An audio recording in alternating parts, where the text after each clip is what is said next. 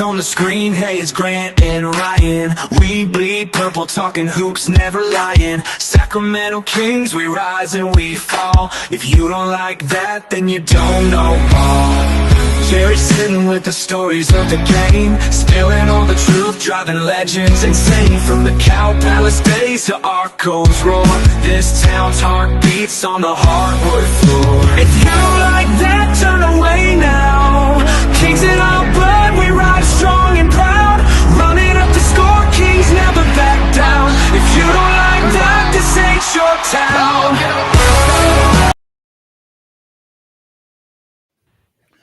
All right, the losing streak is finally over as the Kings do win against the Dallas Mavericks. They had a strong end to the third quarter, and they win it 110-100. I'm sorry to be a Debbie Downer here. There's nothing I saw tonight that makes me optimistic going forward, especially with the schedule. I mean, Philadelphia now, they're killing Portland. They've won 7 of 10. They're getting their bodies back. I don't see how the Kings are going to stay on the floor with them. But, you'll take the win. I mean, it's been that type of a stretch. It's been so bad. You'll take any win you can get. But I got to tell you, they should have won this game by a hell of a lot more than 10 points. Yeah, you got to start somewhere, though. They played hard tonight. That's a plus. Look, you want a former King to coach the Kings? How about giving Jerry Reynolds a call? Said dial up the pressure. And that's exactly what they did on the G League guards. In fact, they got stops in 16 of 19 possessions. And in those 19 possessions, there was 11 turnovers that they forced. So that's where the game got hectic, got crazy, and that's where this team thrives. Yeah, they thrive without Luka, without Kyrie, without Klay Thompson, and without Lively. That's the problem. Yeah, but the game should have been over at halftime. Let's just call it the way it is. The Kings were down 18 at the end of the first quarter, in the first quarter. That concerns me again going forward when you look at the caliber of teams. Ryan, I go back to this. Why are the Kings getting off to such bad starts on an almost nightly basis? I don't think they have the players in the starting lineup that can play that pace that gets them to success. I mean, look at De'Aaron Fox. He gets the technical, Grant. Keon Ellis comes in. That's when that stretch starts. That's when things get hectic. So DeMar DeRozan, he's not going to be all over the court. Keegan Murray, he's not going to be all over the court. It's really up to, in that starting lineup, De'Aaron Fox and Malik Monk. If they want to push that narrative, they can do that in the first quarter. Well, they did get the win. That's what matters, 110-100. But I also don't want to contradict myself. I don't think that's really what matters. I think this team has to play a hell of a lot better than they're playing, and I didn't see that tonight, and that's what concerns me. I saw it in stretches, but I didn't see it for enough. That's what bothers me. I didn't see it from the starters, and that's a continuing trend. It's the bench that's thinner, 28th in the NBA, that's picking this team up when it comes to the energy. It's happening in the second half. It's happening in the second quarter. So how do you get to a place where that translates? Maybe you do your rotations a little bit different. You bring Keon in earlier. Hell, maybe you put Keon in the starting lineup, Grant. Doug needs to shake things up. That was a knock on Coach Brown. Well, we'll see. It's nice to get a win after this brutal streak. And had you lost tonight against this team, this lineup, I don't know how you would have rebounded from that if you had lost this. I mean that, Ryan. I know. I don't know. It would have been rock freaking bottom. Yeah, I don't think we're too far still from rock bottom. I mean, when you lay it out with that 30-foot or the 30,000-foot approach, yeah, they should have killed this team. But the expectation for this team is lowered. It's much lower than what it was after 20 games, after 15 games. Cleveland Slowest, thanks for the super chat. We appreciate it. With Grant, nothing to brag about. An opponent with no starters and a so-so win does not mean much. Still don't see playoff caliber change. It's not yet. I don't think playoff caliber change. This team's not even close to being a playoff team right now. They're not even close to it. Bingo. This team, my expectation, and I'll kick this to you, is if they can maybe make a little bit of noise, Devin Carter, who can play into the style that we saw in the second half tonight, maybe they make a run at the play-in. And who knows after that? Maybe they can get to a first-round series. Well, I think they're going to lose their next two games against Philadelphia and against Memphis. I think they can beat Golden State. Miami's going to be a tough game. They're going to lose at Boston. They can win in Chicago, and then they're going to lose against Milwaukee. I think they're going to lose against Houston. They're in too big of a hole in the Western Conference, and I keep going over the schedule. They haven't played any of the good teams yet. I mean, they are in trouble with the schedule. The easy part of the schedule is in the rearview mirror. Now, I can't forecast injuries, but based on the lineups as we know them today, Ryan, how are they going to beat Cleveland, Boston, the Knicks, Oklahoma City? How are they going to beat Memphis? How are they going to beat Philly, who's now healthy and playing well? How are they going to beat these teams? Make your threes. Well, they haven't made their threes all year. Exactly. They're going to have to make their threes. That's how you're going to beat those teams. Boston puts up 50 a game, Grant. And if you're going to offset Embiid, it's got to be a perimeter game. You're not taking that ball inside, Nibs. The biggest issue right now that I see with this team is their lack of consistency, not game to game, quarter to quarter. Yeah. And it's not new to this year, though. It's not new to this year. It goes back to last year. The Beam team, I don't remember well. Did they do that a ton? The what team? The Beam team, 22-23. Were they wildly inconsistent at times, quarter to quarter? They were a little inconsistent, yes. But the one thing that team had, they had magic in the fourth quarter because of Fox. Yeah. He was great in the fourth quarter that year. Yeah, that's a good point. That's a good point. They're just going to have to find something that's theirs. We talk about what's your identity? What do you hang your hat on? Doug Christie's got to find that. If that's hustle with this team, so be it. I thought a positive, if we're going to go positives really quick, was communication on defense. You could hear them audibly communicating, which is something that we don't hear all the time and haven't heard a lot of the season. Did you hear it in the first quarter when Dallas was shooting wide open three after three? Absolutely did not. No audible communication. Just curious. And so if you go down by 18 against Philly or Memphis, you're probably not coming back to win that game. Not Philly, maybe Memphis, because you can get up tempo with them and get them a little scattered. Here's one. Grant Napier, you're so negative. First of all, it's YOU''RE. Okay. As far as me being negative, okay, I'm not being negative. What I am is I'm being a realistic observer of somebody that has followed the NBA for decades. And I'm not going to come on with my pom-poms and be all happy because the Kings beat a team without their very best players. This game should have never been close. I'm not happy with the first quarter. I'm not happy being down 18. I'm not happy with their lack of attention on defense in the first quarter. This team is not even close right now to being good. So if you want me to come on with my pom-poms, you're into the wrong show. When the Kings play well, I will give them major props. They didn't play well tonight, in my opinion. They played well enough to win, but if they play this way against Philadelphia and Memphis, their next two games, they will get annihilated. Yeah, see, where are your expectations? Are you still looking at this team like we were at the beginning of the season? My expectations right now are only to get to 500. I think if they could get back to 500, that would be a monumental achievement. Okay. So What about you? Yeah, I'm 500. If you can get to the play-in, I think maybe a couple games over that, I'm happy with it. And I don't see how you're going to make the play-in with the schedule I just talked about. Well, this team, how are you going to beat those teams I just mentioned when you can barely beat a team like this?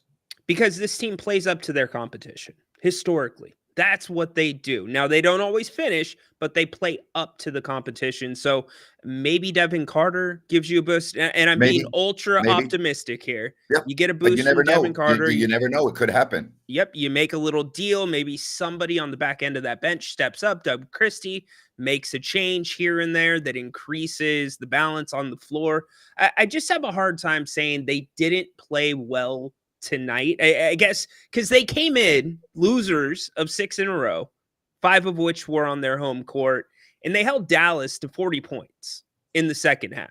So they also let them score 60 points in the first half. Exactly. So it's a double-sided coin, but because of what we were working with coming into this, I'm okay with it. Because this Okay, was a prototypical Grant, whether fair this enough. was a Mike Brown team, this was a prototypical win after the first 15 games of the season.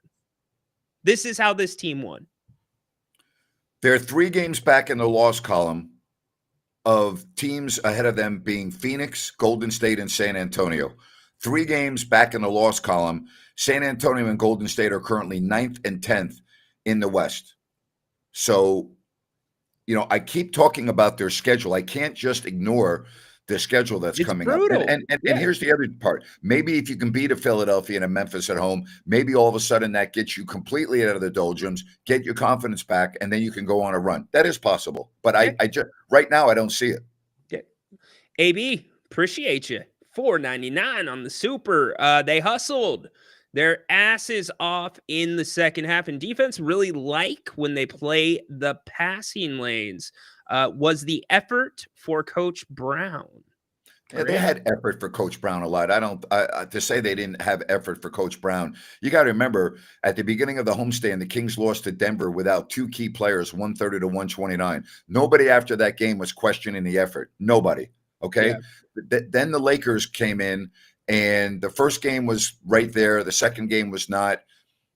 Indiana, Detroit, they were up by 19 in the second half, and inexplicably lost the game on a bonehead decision by De'Aaron Fox. But we weren't really questioning the effort after that game, were we? Little bit. A little bit? Absolutely. Yeah. Okay. Well, Absolutely. you were questioning De'Aaron Fox's effort. Yeah. Well, certainly. When you're standing flat-footed with the ball in the air. Yeah, I would say this, when they play the better teams tonight, we don't always say the Kings take advantage of mismatches. They're not always a step ahead of their competitor. But tonight, the Kings were able to play a little bit more of a straight up defense in the second half. And that's strictly because Dallas didn't have a ton of creators on the floor. Exactly. So that makes a little bit of a difference when you are playing the better teams. You're going to see more of that help defense. One thing that I've got to see stop is these DeMar DeRozan deep 2-pointers, borderline threes from the corner. That's got to stop. That shot needs to go to Keegan Murray. That shot needs to go to Kevin Huerter. That shot needs to go to Malik Monk. That extra pass is there. Those are driving me crazy. All right, shut up, Grant. It was a good win. No, it wasn't a good win. What you people aren't watching what I'm watching. It wasn't a good win. Look at who you played. Even Jerry Reynolds at halftime said that this Kings team should win this game by more than 20 points and that there was no way they were going to lose based on, he said it was like playing a G League team tonight. And you know what? That's pretty much what it was. It's not a good win. All right. You want to know what a good win is? Go beat Philadelphia in your next game. That will be a good win. Go beat Memphis the game after that. That will be a good win. I will be very impressed.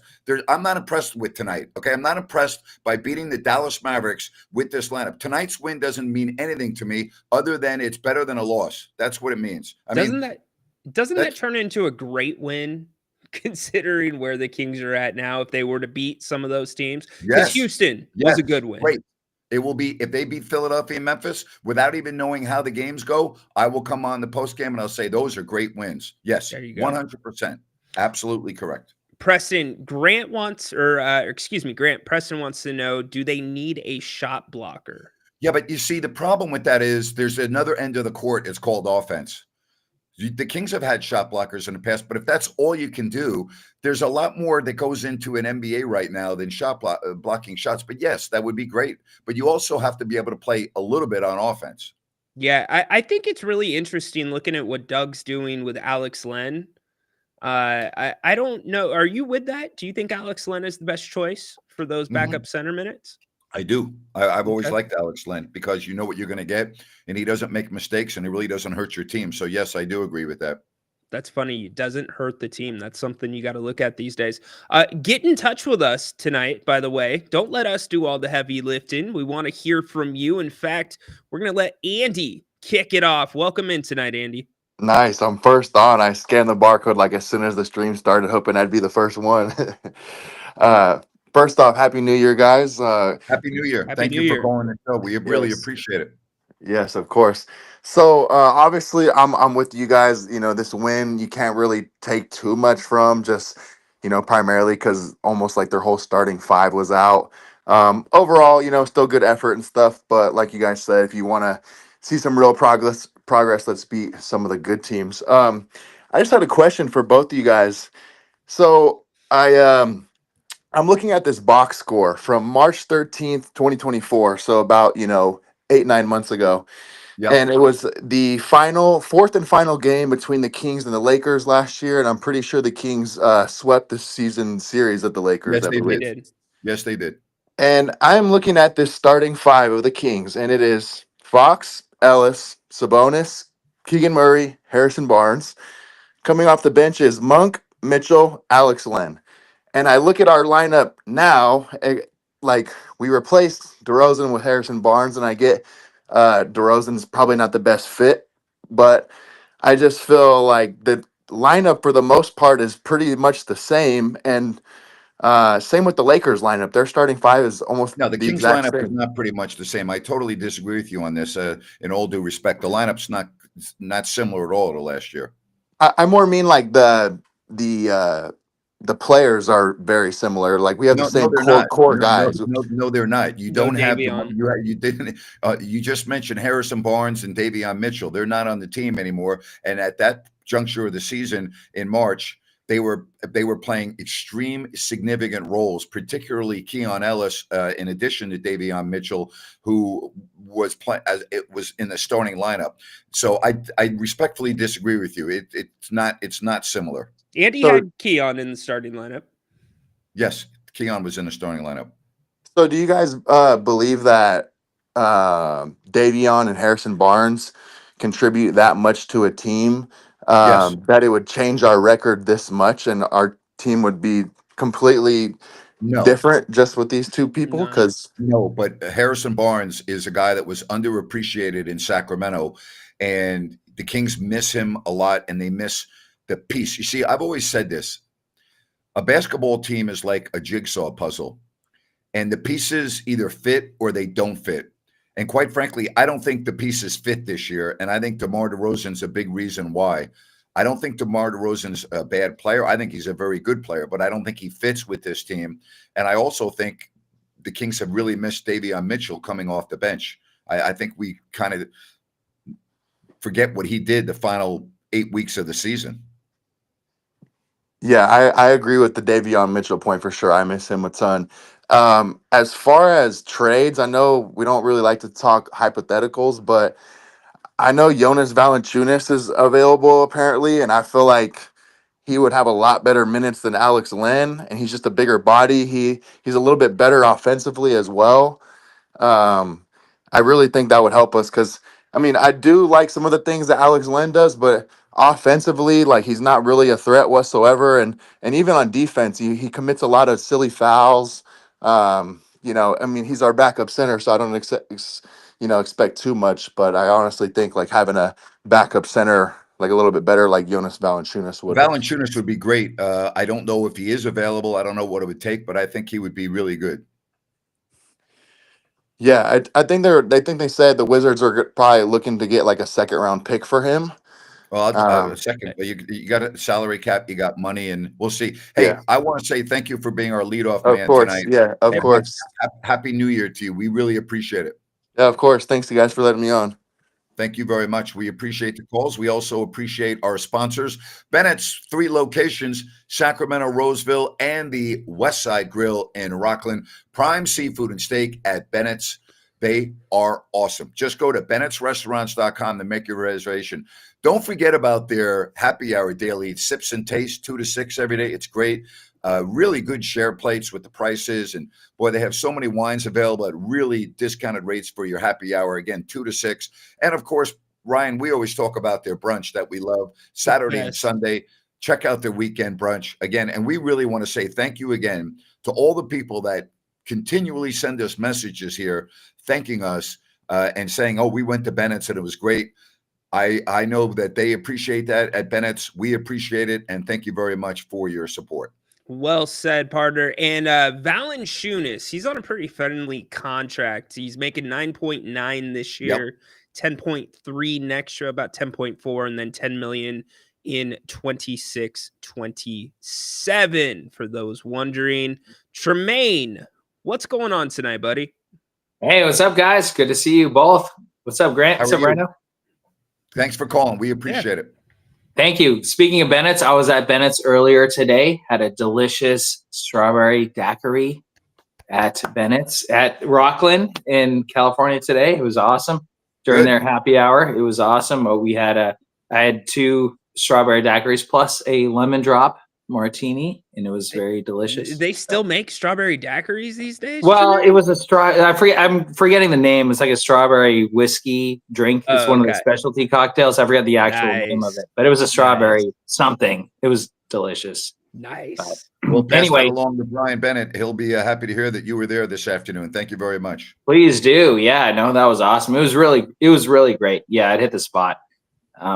But yeah, so watching this game today, was that just me? Was that one of the sloppiest games I've seen in a long time? I mean, that was like, I felt like we were watching amateur basketball for a minute in the third quarter, fourth quarter. Like there were some sloppy plays, some turnovers, and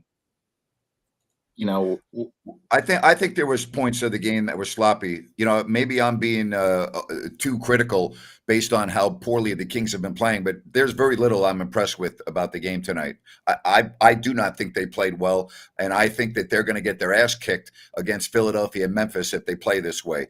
Maybe this will get their confidence going a little bit. Maybe they'll be able to move forward, but I don't have a lot of optimism that this team is going to climb out of the hole right now based on what they're doing. I just don't see it.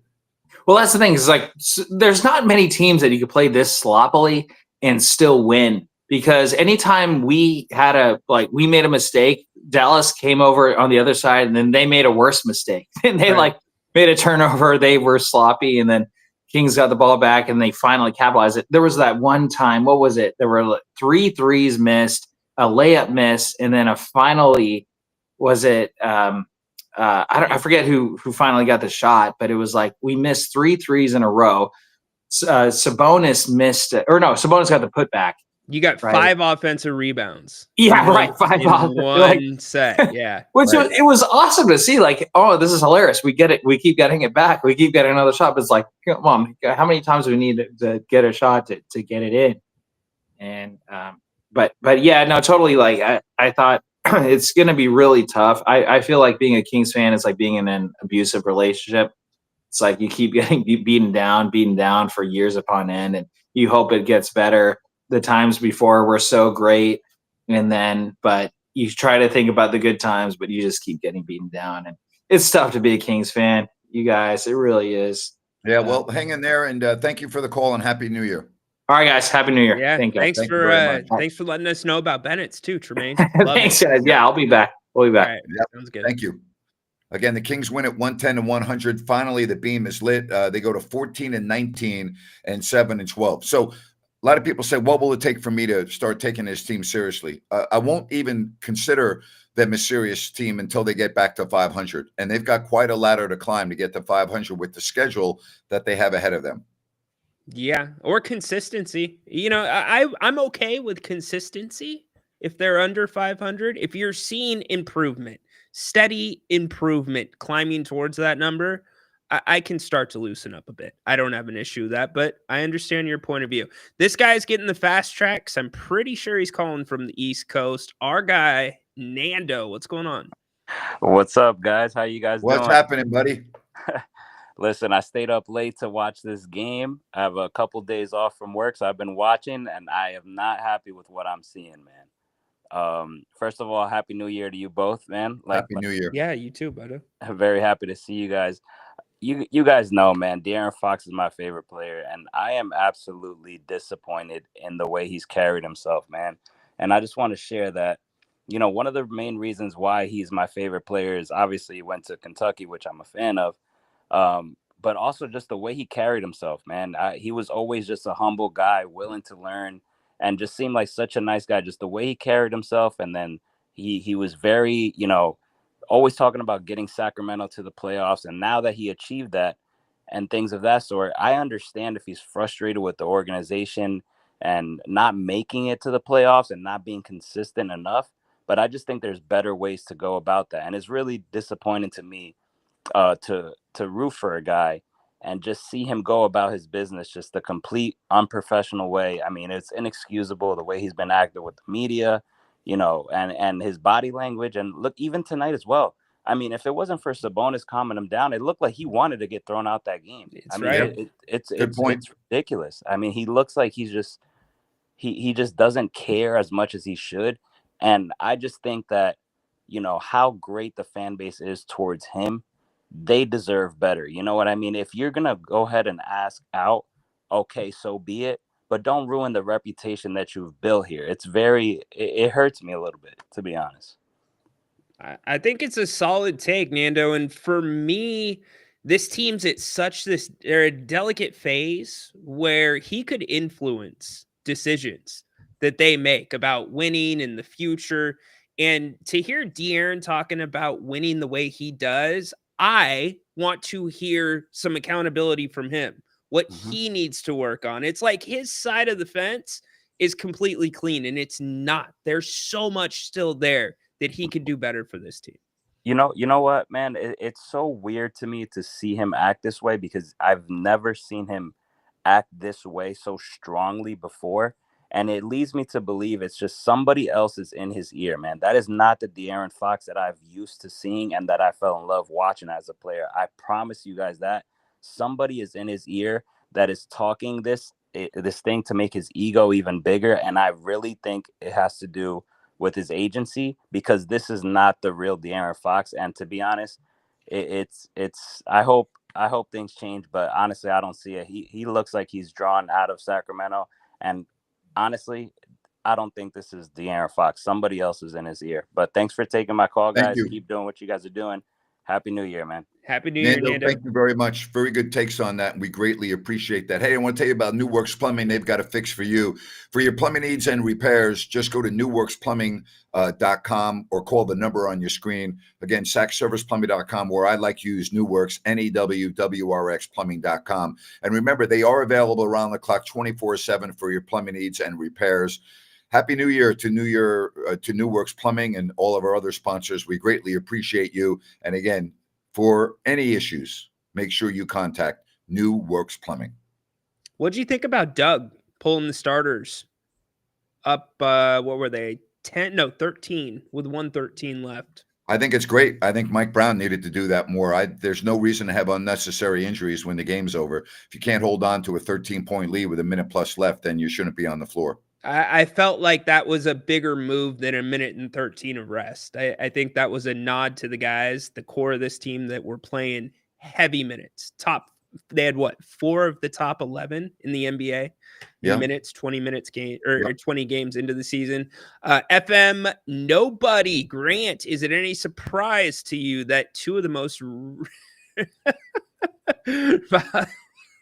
owners in professional sports, Vivek and John Fisher, are in business together with the A's deal in West Sacramento? Crap attracts crap.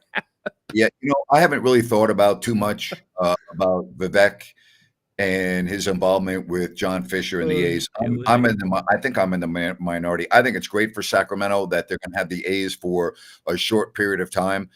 There's no negative to it. The A's weren't playing in Oakland anyway. It's not like it's not like Sacramento stole their team. They didn't steal their team. The team was already approved by Major League Baseball to move. The Board of Governors had already stamped their approval. The A's were no longer going to be in Oakland. Do I like that? No.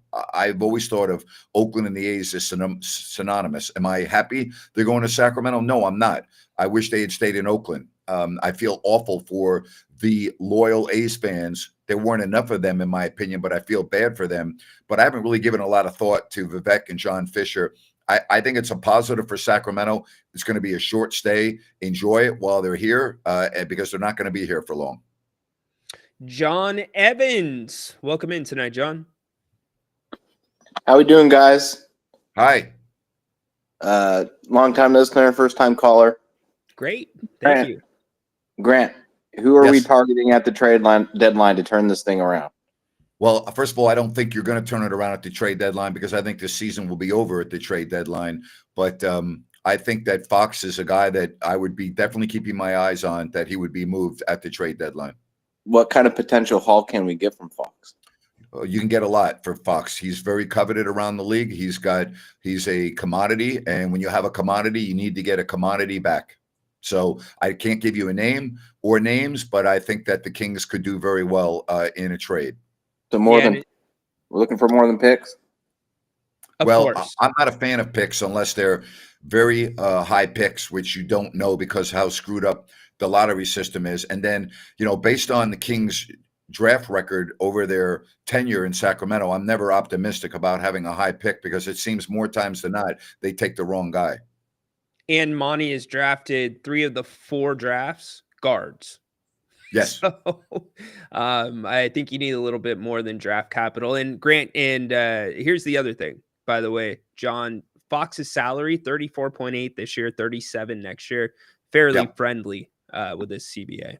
Yep. Agreed. All right. Thanks, guys. Thanks, John. Thank you. All right, Ryan, I'll ask you because I said I think Fox will be gone by the trade deadline. Do you think, or do you think he'll be here for the year? No, I think he'll be gone.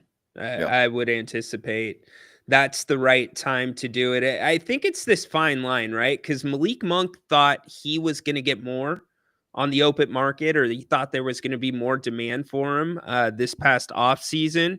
So could the Kings find a deal kind of like the Jazz did with Gobert, where they set the market and get that big haul for Fox? That would, be bold because you don't know what the market's going to look like. Speaking of Malik Monk, what's happened to him this year? I don't have a huge problem. I do. He can't shoot. What happened to his great shooting? Where's that gone? I think he's being asked to do different things. Now, he can shoot the ball better. There's no doubt about that. But the pick and roll really didn't come into play until he started. You saw it for 2 games. Then he but I rolls need his Malik ankle. Monk to make threes. That's what I need Malik Monk to do. I agree with you about the pick and roll. I love what he does with Sabonis. You mentioned this last year, and you were 100% spot on. But I'm sorry, Malik Monk, I need him to make threes. Yeah, I don't disagree with you. But that's a team-wide thing. I can't I can't center him out. I can't put the spotlight on him for that. NBA Guru, what's up tonight, Zach? How you guys doing? Hey there. Just wanted to throw my 2 cents. I think the day that Mike Brown got fired, I think I said it on the show as well, that I think Fox is gone too. Because I think once you make that decision that Mike Brown is gone, I think you say Fox got to be gone. And yeah, I think it's time to reset this whole thing and rebuild. I know people don't want to hear that and stuff like that, but I just think that it's time to I feel like we've hit our ceiling, and which is bad because with this ceiling, we're not even in the plan. And I just don't see us.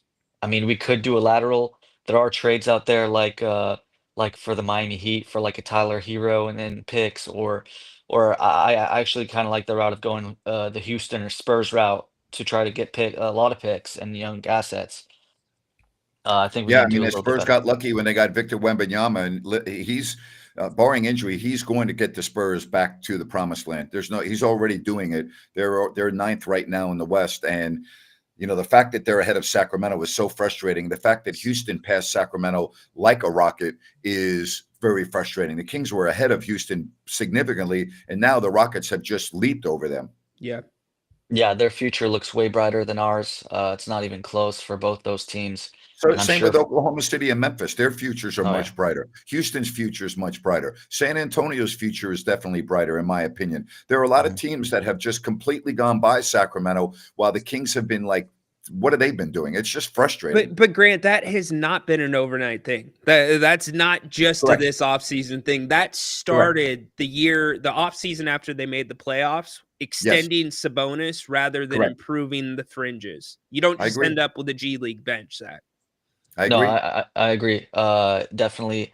I mean, yeah, our ceiling is just not great, and I just think if we can reset with the Spurs, Houston. I mean, there's other teams that are in the prowl for like. I mean, these are just rumors and stuff, but Lakers, maybe a Reeves and some picks. You got like we said, the Houston team or Houston Spurs, Miami, and a long shot one would be maybe the Warriors for Kaminga and their picks and things like that if Curry and Fox want to combine. So here's what worries me, guys. I assume, Grant, you read it. Zach, you read it. I talked about it on my 2:00 show, the Ramona Shelburne article that was front page of ESPN. What worries me is you have a general manager that has the owner's ear. If he is convening the meetings about Mike Brown's job, right? And there's this belief, according to the article, that the roster is fine. We've seen this general manager watch Bogey walk for free. We've seen this general manager let Malik Monk hit the open market basically without what's it called again? The negotiating period that just went in. You guys, the moratorium. Yes, the exclusive negotiating period. So I'm not so sure that this front office isn't still in love with Fox and convinced that he can take us to that place. And that would be the biggest mistake, to let that go to the point where you could lose him for nothing. And there's a track record of that.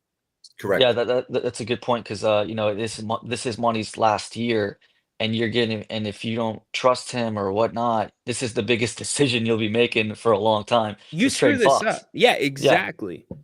And I was thinking, I was reading that article, and I know it said undefined, so it didn't have a definite source on that quote. Do we think for sure confirmed that this is Monty McNair saying Well, that? there's no way to confirm it, but I don't see how it's not somebody in or right around the front office. If Monty and Mike were on the phone and you have intimate knowledge of what that conversation was like, and with how close to the vest Monty McNair usually is with all this stuff, this to me was a deflection piece. This was the fall guy piece to let the fans say, okay, well, De'Aaron didn't influence the decision, and let's not get on De'Aaron. Let's not boo him tonight. Probably Rich Paul. It's probably who it is. Right. Yeah. Just to These defend reporters for get a Fox. lot of their information from agents, and the agents are going to sway a lot of the narrative based on what's good for their client. And unfortunately, there are a lot of reporters that think they have a great relationship with these agents, and that they're being told the truth, and a lot of times they report it. It's unfortunate, but there's a lot of truth to that. Well, Grant, how does Rich Paul have knowledge of the one-on-one phone conversation between Monty and Mike Brown? You know what? Because De'Aaron Fox probably found out about it. Because one thing I've learned about being in the walls of an organization, there are no secrets. Everything gets out. Everything. There are no secrets. When you are within the walls of an organization and you travel with a team, there are no secrets. It's not like something goes on where only two people know about it, because it's very difficult for two people to keep their mouth closed. The only one that I've really seen to be able to do that very successfully was when Jeff Petrie was the GM. You never had any leaks coming from the locker room or anything. Now, that was also before social media, so keep that in mind. Things are a lot different now.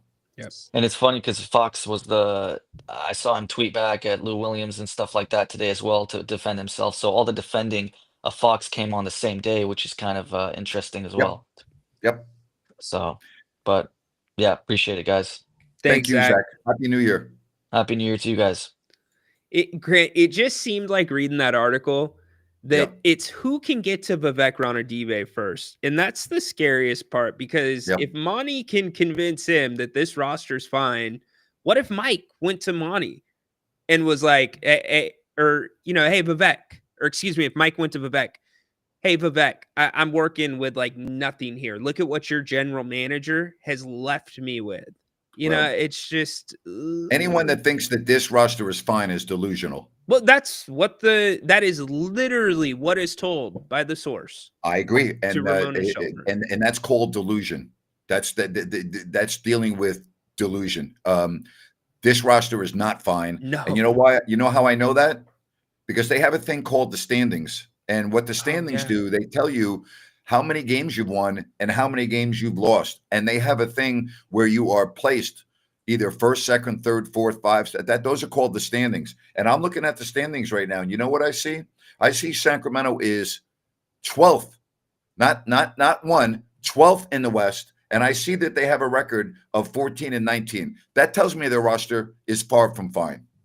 Is that standings thing related to the scoreboard in any way? Yes, it is. It is. And I've learned that if you score more points than the other team, that's a good thing. And We haven't seen that enough this year. No, we have not. This is a good point. Jacob, welcome on tonight. You're on with Grant and Ryno. What's up, guys? How you guys doing?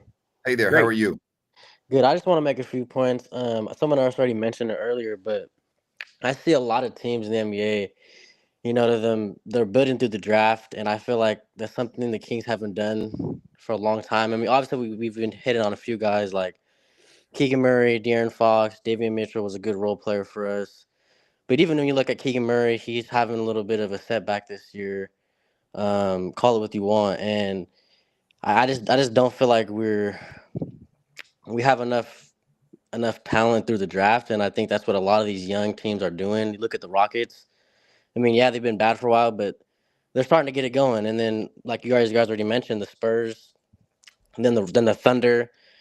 They just stockpiled their picks, and I know, like you already said, Grant. Well, it doesn't matter if you can have all the picks in the world, but your front office isn't picking the right guys. But I don't know. I just feel like that could be one of the issues is that um, we're not really focused on the draft. I don't know, but and then like the other dude said, the whole thing with De'Aaron's attitude, I see the same thing, and I'm trying to look at it objectively. I just feel like sometimes he's not in the game, or mentally he's not there. He just seems like lackadaisical, and I don't know. It's kind of frustrating because yeah, he's my favorite player too.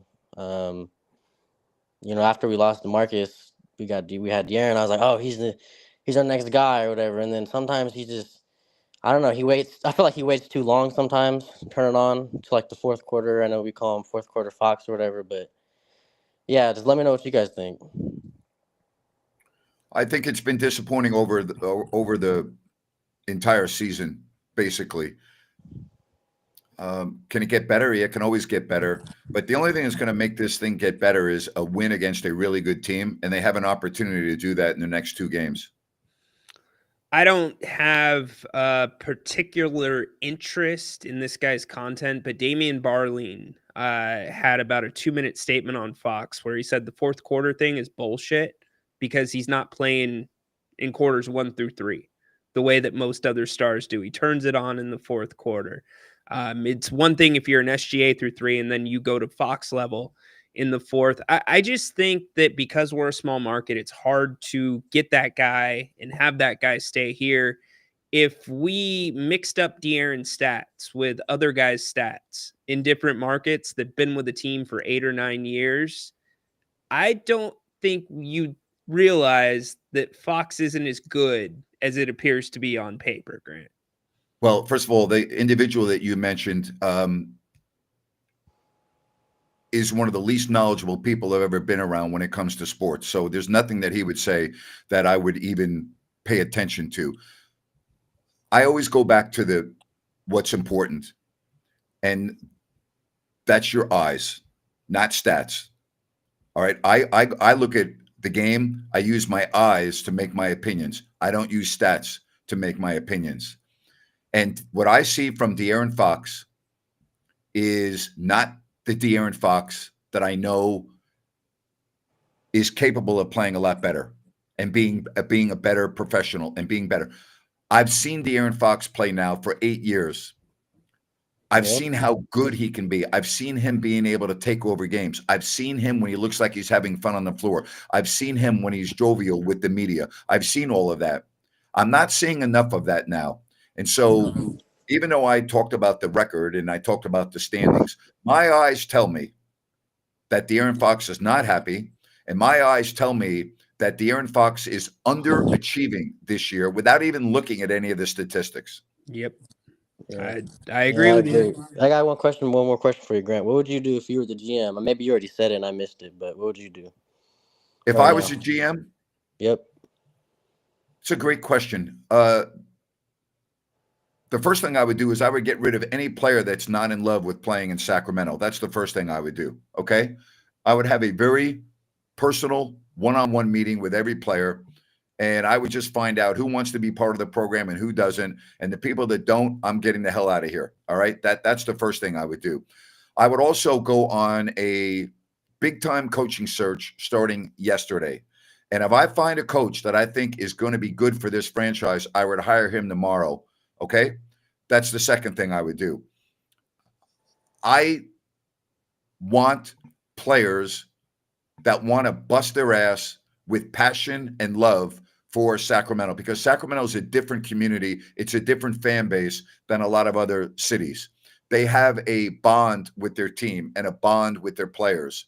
And unfortunately, we are spending too much time on these post-game shows and people on social media questioning whether De'Aaron's heart is with the team or not. Does he want to be here or not? Trade rumors and this and that. That to me is a mess, and it's a big distraction. So if De'Aaron really doesn't want to be here, I'm going to do everything in my power to make the best possible move and move forward and get on with the future. If he does want to be here, then I'm going to make certain demands on him that he needs to do to show me as a general manager that he wants to be here.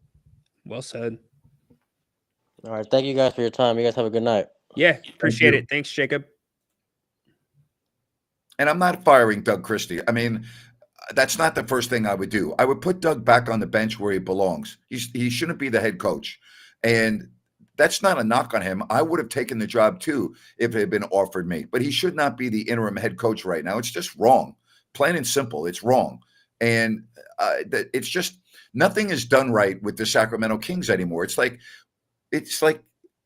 just out of whack. It's just out of whack. Completely is. It's the problem that starts at the top. That's exactly where it starts. I mean, you have Luke Laux, who's been running the defense this year. You've got Jay Triano, very involved with the offense. De'Aaron's even come out and said they haven't made a ton of changes to the offense, even though you can kind of see some stuff here and there. But Doug now is coming in and making the ultimate decision on what they're going to do and what gets tweaked. So I can't imagine for the staff, the tenured staff that have been in the NBA as long as they had, that could have been Jay's opportunity. That deserved to be Jay's opportunity. You know, as far as looking happy, being with I don't really care about the players, whether they look happy or not. I care whether they're busting their ass on the floor. And you can't tell me they busted their ass on the floor when a team like Dallas comes out and builds up an 18-point lead. You know, the starters got to play better. Plain and simple, the starters have to play better. Nailed it. BJ, he was at the game tonight. What's up, BJ?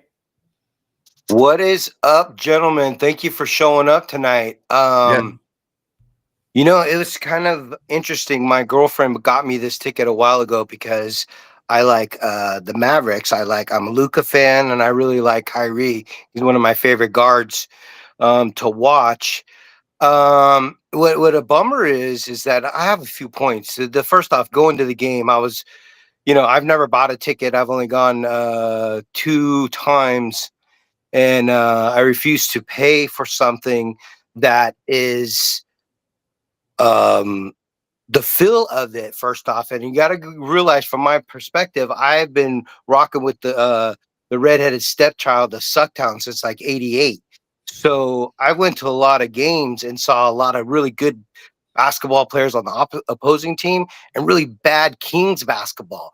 But one thing that I remember about seeing old bad Kings basketball was that there was a blue collar, gritty a way of playing. And even though it sucks being a Kings fan, and it's part of like this probably for most teams, because not everybody wins, and I'm glad sports is the true meritocracy of how a skill should be. At least I hope it stays like that.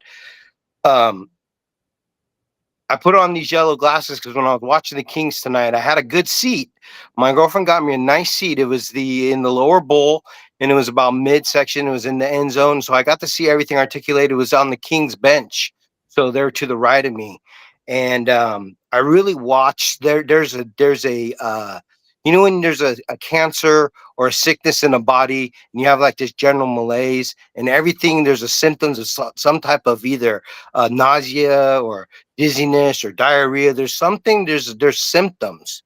And when you watch the Kings, there is a deep, deep, deep illness or funk, or it's really kind of sad for me because I'm a big old time Kings fan and Narco and stuff.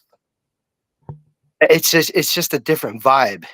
And a couple of those plays, if we get to the basketball side, I had some points that it seems as though like even they're working so hard for easy shots, and then they're taking the hardest shots, which are low percentage shots, 7 times in a row, sometimes 4 or 5 times in one possession. All right, can I interrupt And you for not a minute? Make Yes, your sir. point. And the only reason is because we got a lot of people that want to talk. So, what are your main points? Well, my main point is that the system is completely tainted, and it starts from the top. If Monty McNair and Wilcox actually had any type of brains or balls on them, they would have drafted somebody that we actually needed. And if you're going to paint a narrative and try to use the pieces of what you actually picked yourself, but use them and pit them against somebody, it's kind of like, man, you kind of just showed your cards by getting rid of Mr. Brown. Now, he had something to do with a lot of these losses.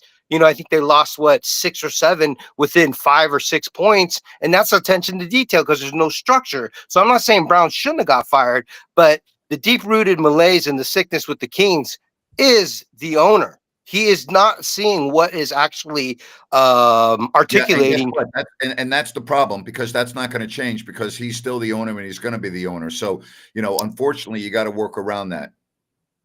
Well, the only way to work around it, I heard the Bluebirds, it was like 15 to freaking 4 or something, and the Bluebirds came out early. But I had an opportunity to sit next to a Kings a season ticket holder for 40 years, old lady, and she's been with them for a long time. My girlfriend ended up buying a ticket from her just by meeting them. And Kings fans have love.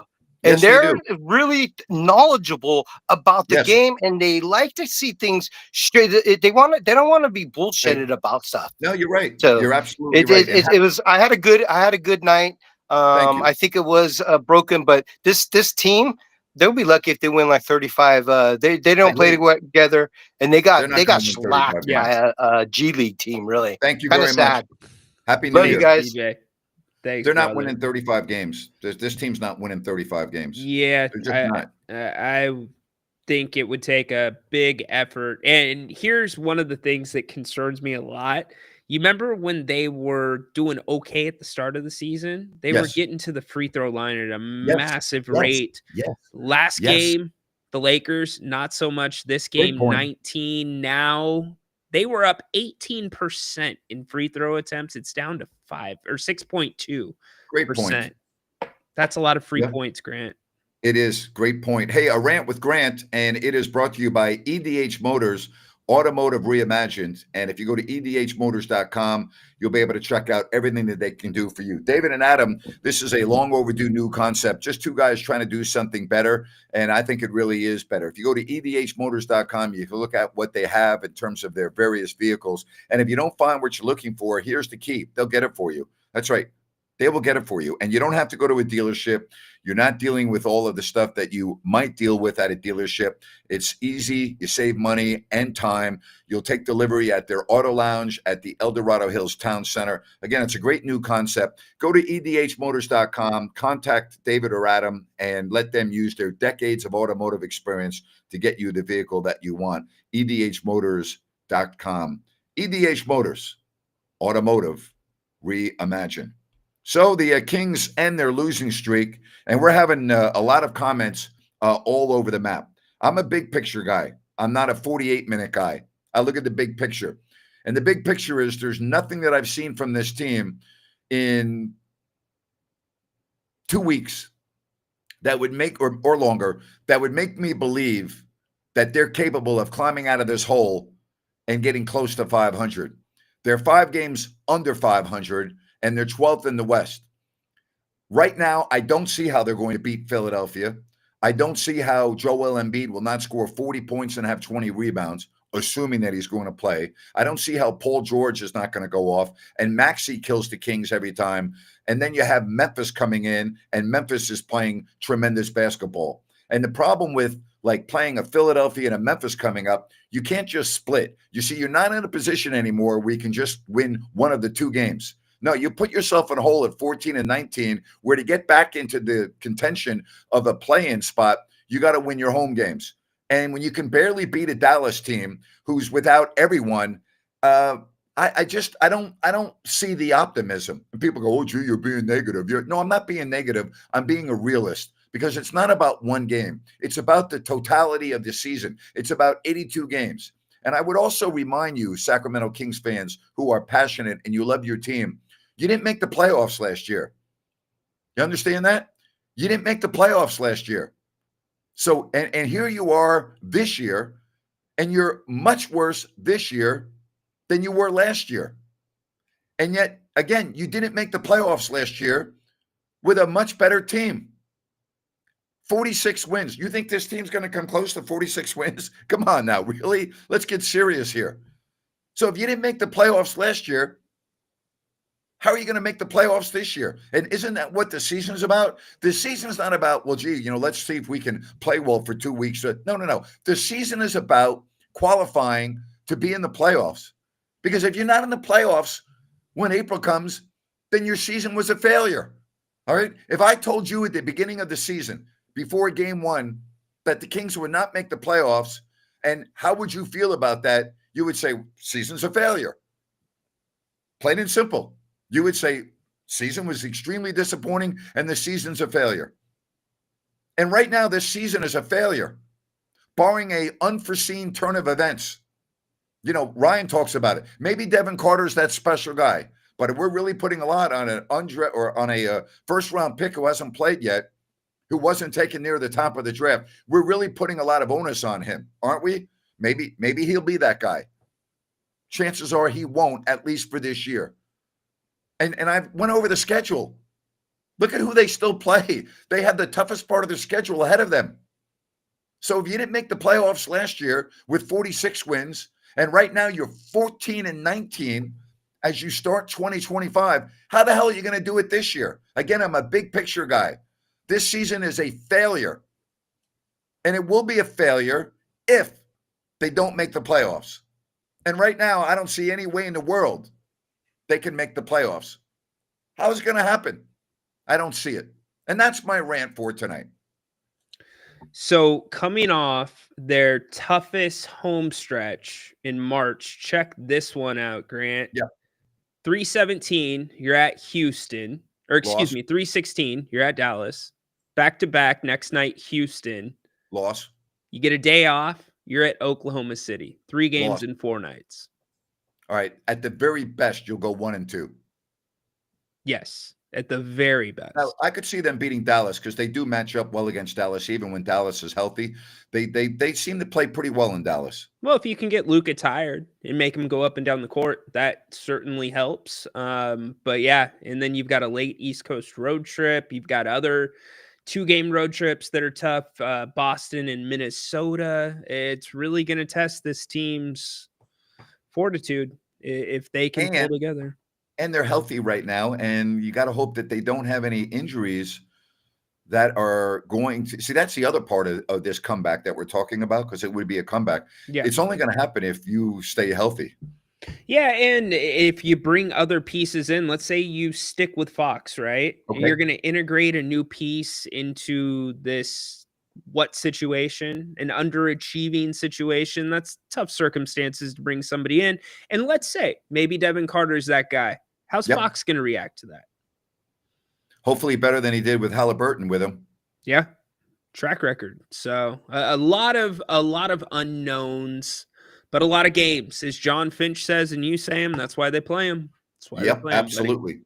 Hey, don't forget about Sunrise Landing, the newest residential community in Colusa. If you go to ColusaSunrise.com, you'll get all the information on Sunrise Landing from Blazona Development. And again, you should check out these models. They're beautiful. Remember, no Mellorews, no homeowners, and good access to I-5, Highway 45, Highway 20.